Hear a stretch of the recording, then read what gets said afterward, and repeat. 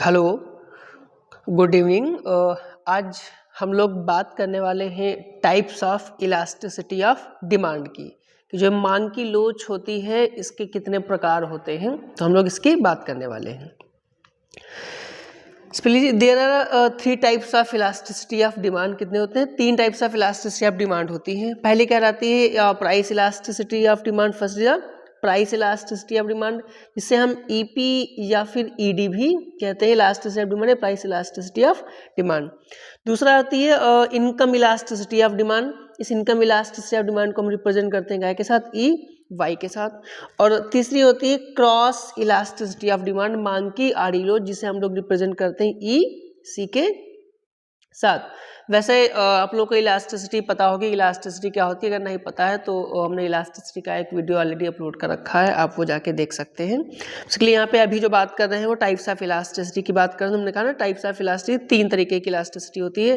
Price elasticity of demand, मांग की कीमत लोच। इनकम इलास्टिसिटी ऑफ डिमांड, मांग की आय लोच। और क्रॉस इलास्टिसिटी ऑफ डिमांड, मांग की आड़ी लोच। चलिए एक एक करके देखते हैं। पहले प्राइस इलास्टिसिटी ऑफ डिमांड। अब प्राइस इलास्टिसिटी ऑफ डिमांड क्या होती है? मांग की जो कीमत लोच है, ये कीमत लोच क्या होती है? मांग की कीमत लोच। वैसे इलास्टिसिटी तो आप सबको पता है कि इलास्टिसिटी क्या होती है। अगर नहीं पता तो जैसे मैंने अभी कहा, आप जाके वीडियो देख सकते हैं। इलास्टिसिटी क्या रिप्रेजेंट करती है कि प्राइस में चेंज होने की वजह से उस गुड्स की डिमांड में जो चेंज होती है, उसी का जो मेजरमेंट है वो कौन करती है? इलास्टिसिटी करती है। प्राइस इलास्टिसिटी कॉन्सेप्ट सबसे पहले जो इलास्टिसिटी का कॉन्सेप्ट किसने डेवलप किया था? मार्शल ने डेवलप किया था। Marshall was the first economist to define price elasticity of demand. Marshall ने इस प्राइस इलास्टिसिटी की डिमांड का कॉन्सेप्ट को सबसे पहले डिफाइन किया था। प्राइस इलास्टिसिटी होती क्या? वैसे कुछ और डिमांड नहीं, जो सिंपल हम लोग इलास्टिसिटी की डेफिनेशन पढ़ते हैं, सेम वही प्राइस इलास्टिसिटी ऑफ डिमांड की डेफिनेशन होती है।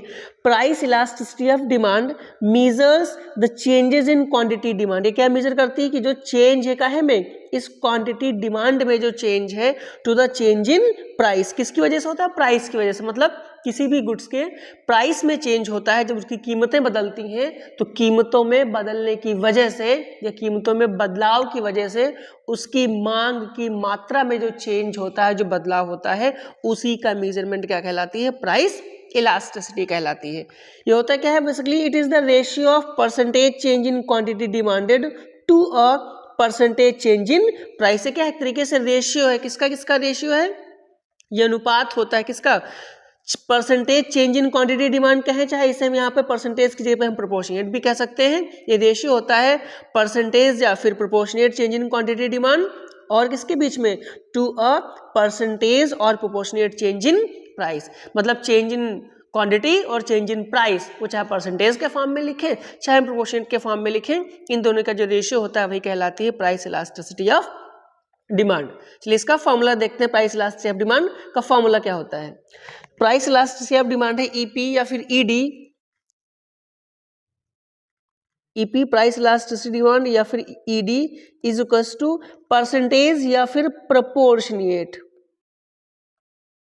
परसेंटेज या फिर proportionate change in quantity demand. Proportionate या फिर percentage change in quantity demand upon proportionate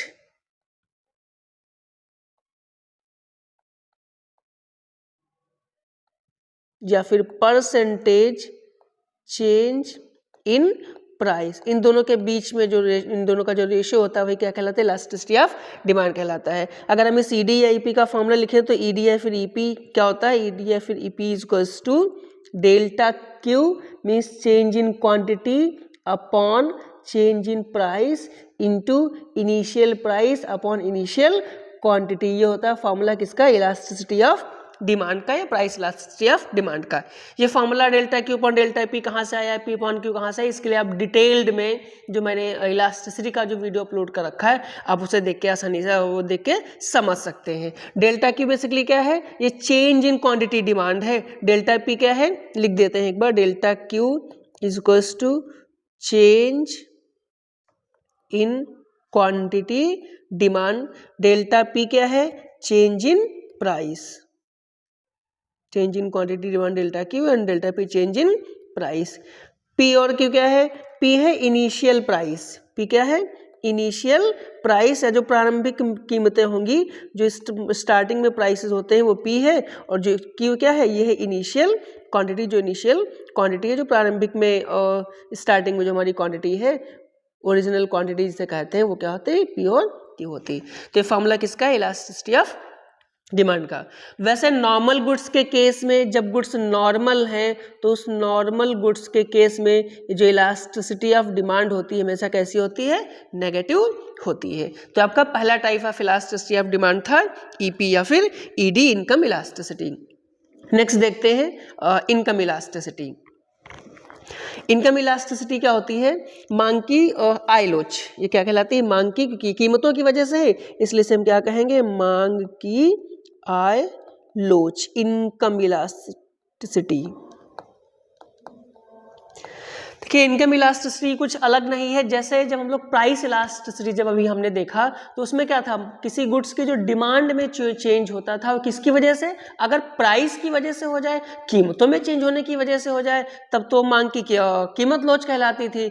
ठीक वैसे जब हम मांग की आय लोच पढ़ रहे हैं, ये इनकम इलास्टिसिटी पढ़ेंगे, तो इसका मतलब क्या है कि ये भी क्या करेगी, मेजरमेंट करेगी, क्या करेगी, मेजरमेंट करेगी, किसमें, चेंज इन क्वांटिटी डिमांड में, मतलब किसी गुड्स की मांग की मात्रा में जो परिवर्तन होगा उसका माप करेगा, उसका मेजरमेंट करेगी। लेकिन यह जो चेंज होगा क्वांटिटी डिमांड में, किसकी वजह से होगा, इनकम में चेंज होने की वजह से होगा। जब हम इनकम इलास्टिसिटी पढ़ेंगे तो किसकी वजह से पढ़ेंगे, इनकम में चेंज होने की वजह से।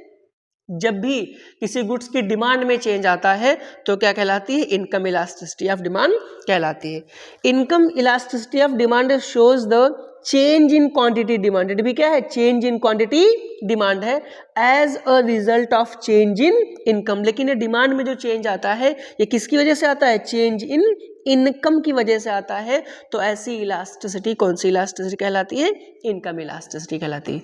हम बहुत सिंपल टर्म्स में इसे ऐसे कह सकते हैं कि जब किसी व्यक्ति की इनकम चेंज होती है, उसकी आय परिवर्तित होती है, तो उसके आय में परिवर्तन होने की वजह से, इनकम में चेंज होने की वजह से जो उसकी डिमांड में चेंज होता है, जो मांग की मात्रा में परिवर्तन होता है, उसका मेजरमेंट क्या कहलाती है, इनकम इलास्टिसिटी कहलाती है। इस इनकम इलास्टिसिटी को हम कैसे मेजर करते हैं, इसे हम EY के साथ डिनोट करते हैं। देखते हैं इस इनकम इलास्टिसिटी का फॉर्मूला क्या होता है। तो EY is equals to income elasticity, EY is equals to, same वैसे फॉर्मूला, प्रोपोर्शनेट या फिर percentage change in quantity demand, proportionate या फिर percentage change in quantity demand divided by proportionate change in, अब की बार कौन सी हमें इनकम इलास्टिसिटी पढ़नी है तो क्या पढ़ लेंगे, divided by proportionate change in income. हम की बार क्या कर लेंगे, proportionate change in income. EY equals to, formula क्या हो जाएगा, delta Q upon delta Y into Y upon Q। जैसे इन प्राइस इलास्टिसिटी में क्या था, delta Q upon delta P into P upon Q। तो अब की बार P की जगह पर, प्राइस की जगह पर हमें केवल क्या सब्स्टिट्यूट कर देना है, इनकम कर देना है। सेम वही फार्मूला, सेम वैसे डेफिनेशन, सब कुछ सारे कॉन्सेप्ट वैसे ही है, केवल हमें प्राइस इलास्टिसिटी के क्या चेंज कर देना है। वहां पर हम प्राइस लेते थे, प्राइस के ऊपर हम क्या ले लेंगे, इनकम ले लेंगे। ठीक है, ऐसे डेल्टा Q क्या है, delta Q change in quantity demand है, delta Y change in income है, Y हमारा इनिशियल इनकम है और क्वांटिटी क्या है, इनिशियल या फिर ओरिजिनल क्वांटिटी होती है। डेल्टा Y को हम मेंशन कर दें, डेल्टा Y इक्वल्स टू क्या होगा, चेंज इन इनकम, और Y क्या है, ये इनिशियल इनकम है।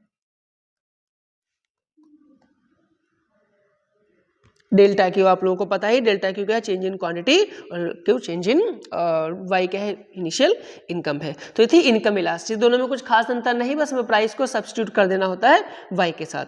बढ़ते हैं नेक्स्ट डिग्री टाइप के ऊपर। नेक्स्ट है cross elasticity of demand. Cross elasticity of demand या मांग की आड़ी लोच।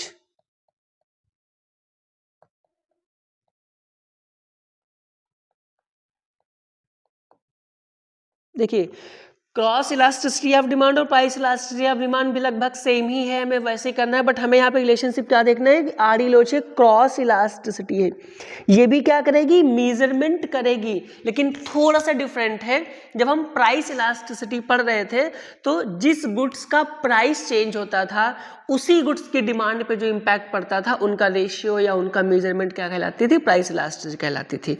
मगर क्रॉस इलास्टिसिटी में थोड़ा सा डिफरेंट क्या है, देखिए आप सबने पढ़ा होगा कि हमारे कुछ रिलेटेड गुड्स होती हैं, जैसे कि सब्स्टिट्यूट गुड्स और complementary goods.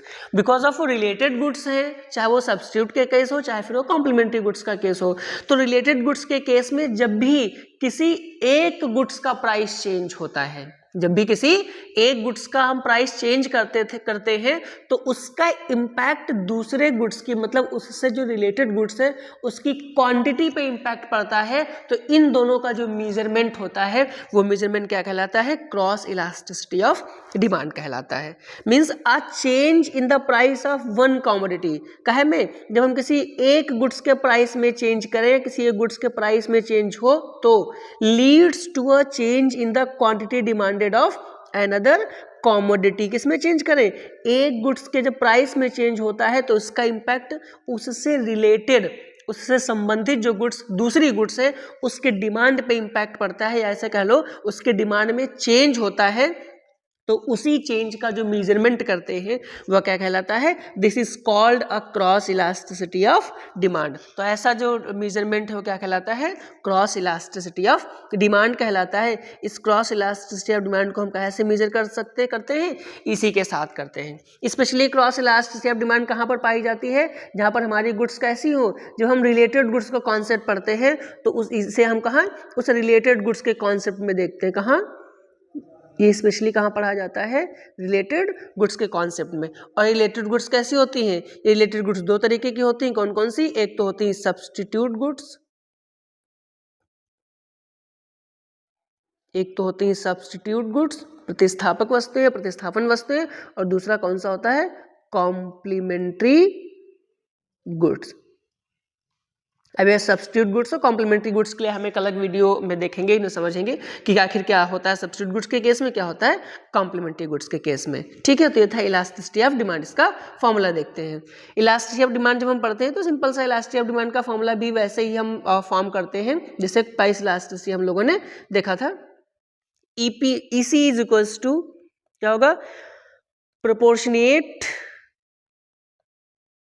EC is equals to proportionate change in quantity demand of, suppose हमने एक गुड्स मान लिया x, तो हमने क्वांटिटी डिमांड किसका ले लिया है, x का ले लिया है, कि proportionate change in quantity demand of x है, x जो गुड्स है उसकी क्वांटिटी डिमांड में चेंज, क्वांटिटी में चेंज होगा, divided by upon proportionate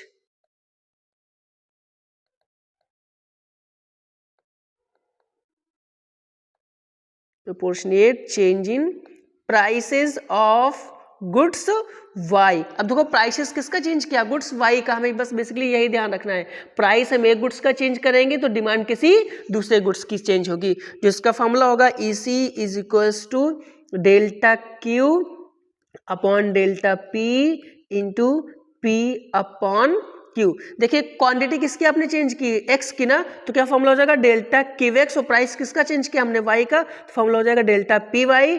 price हमने y का लिया है तो यहाँ पर भी PY, क्वांटिटी हमने x की ली तो क्या हो जाएगी QX। ये फॉर्मूला है किसका, क्रॉस इलास्टिसिटी ऑफ डिमांड का, delta QX upon delta PY into PY upon QX। ये जो डेल्टा QX है ये क्या है, change in quantity of goods, x से x गुड्स की क्वांटिटी में चेंज है, जबकि डेल्टा PY क्या है, change in quantity of, change in price of y क्या है, change in prices of y, change in price of goods y, जबकि डेल्टा Q क्या है, ये change in price of delta Q equals to change